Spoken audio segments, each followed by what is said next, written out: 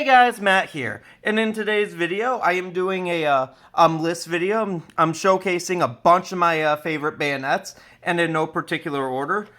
And also, if you want to support me more than you already are by watching my videos, there is a link to my Patreon down below. And thanks for all the support. And also, there is loads of awesome perks and stuff like that on my Patreon. So please check it out if you're interested. And let's get on with the video.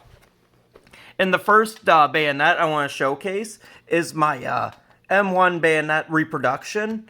And this one's pretty cool because unfortunately, I don't have an original.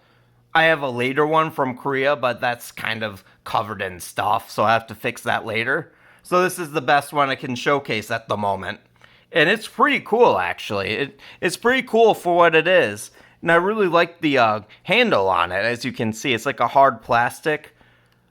It's all black too, which is really cool. The blade is pretty simplistic as well, so it's not terrible. It's not great either. It is what it is. It's just a reproduction I got online for like 20-30 bucks. So it is what it is. And the sheath itself is really cool too, as you can see. It's a hard plastic, and I like how there's a button on the sheath too, as you can see. So you could just basically just do that and it locks and it's good to go. Overall, this is a pretty cool bayonet. Excuse me. And the next bayonet I want to showcase is the British 1907 bayonet. And wow, it is really cool too, as you can see. It has a nice wooden handle as well as a nice blade as well, which is pretty cool. And also, the locking mechanism works too, as you can see, so that's pretty cool. And the handle isn't in too bad a shape either. There's some scratches here and there, but it's not looking too bad. The blade does have some rusting, it looks like, but it's not bad. It's not in bad condition. Moving on, the next bayonet I want to showcase is my M7 bayonet. And this is a Vietnam era bayonet. It's really cool, actually. I like how it's a hard plastic for the sheath, which is pretty cool. And also you have this nice little button hook thing right here, which that's pretty cool. And let's see the blade itself. And wow, this is a really cool blade too, as you can see. It's quite small too, which is pretty surprising. It is almost like a combat knife almost. It's pretty cool. And unfortunately, there are some screws missing here and there too, as you can see. But it is what it is. And the condition isn't too terrible, but it's not great either. So overall, this is just a really cool bayonet. And also this bit works too. The locking mechanism still works on this, which is pretty cool. Moving on to the next bayonet, and I am showcasing a pre-World War I bayonet, it looks like. And the reason why I'm guessing it's pre-World War I is because of the blade, as you can see, triangular blade. And basically, after World War I, actually, they did discontinue these because, well, if you were to get cut and stabbed by one, it would basically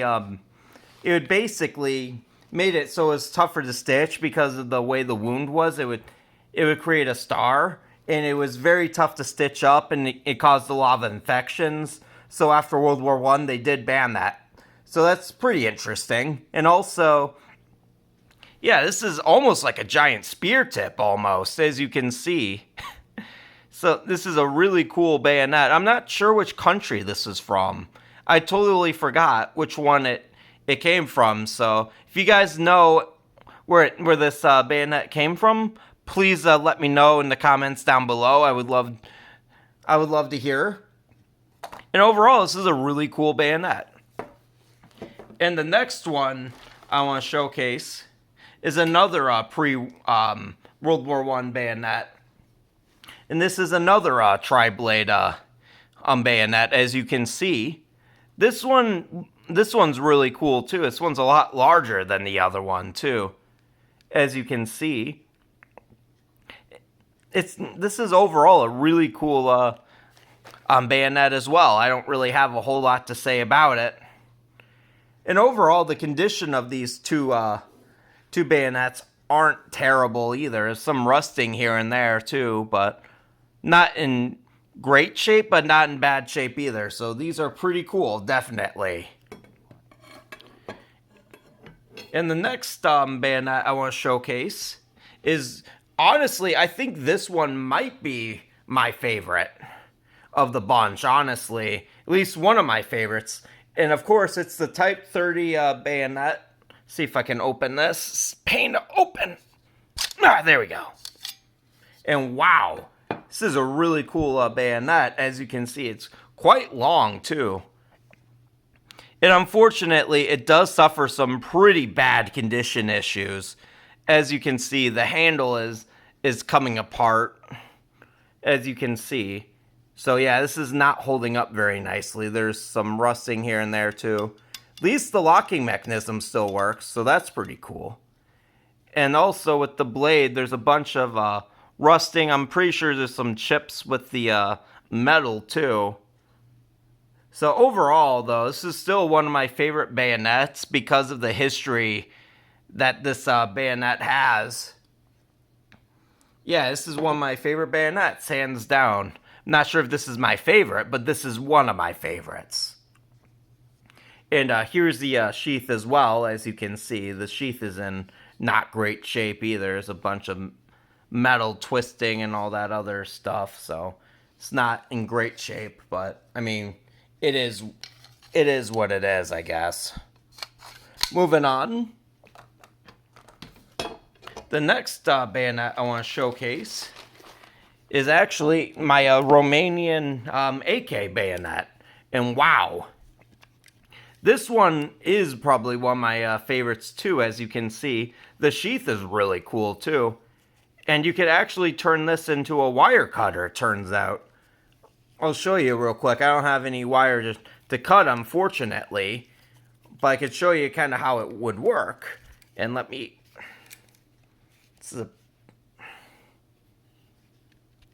This is a pain to open. And wow, this blade is really short too, as you can see. Yeah, this is a really cool bayonet, and the handle is made of a plasticky material, as you can see. And the blade is really short too, like I said. And you also have this hook thing right here, which is pretty nice. This is a really cool bayonet. I really like this one. And that's basically what you would do in order to use the wire cutters. Basically, you put that right here. Let's get that to work. And well, you basically use these in order to be able to cut your cut the barbed wire and stuff like that. So you have a really nice wire cutters too, which that's really cool. I really like the practicality of this bayonet. Easily one of my favorite bayonets in my collection, in my opinion. And the next bayonet I want to show you guys is another British bayonet, actually. And I'm not sure which one this is. I can't remember. I'm guessing it's the Mark II because it has it on the blade. But yeah, this is a really cool bayonet as well. I really like the blade design too of it. As you can see, it's pretty cool. And the condition of it isn't terrible either. I mean, there is some discoloration on the handle, but it is what it is. And also the mechanism does work, as you can see. So that's pretty cool. So yeah, overall, these are some really cool bayonets. I really do enjoy these a lot.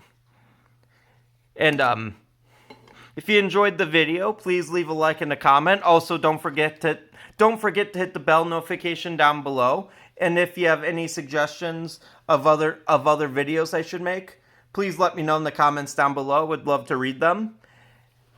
And if you want to help support the channel any further than you guys already are by watching my videos, there'll be a link to my Patreon down below. Thank you guys for all the support. And thanks again for watching, and peace out.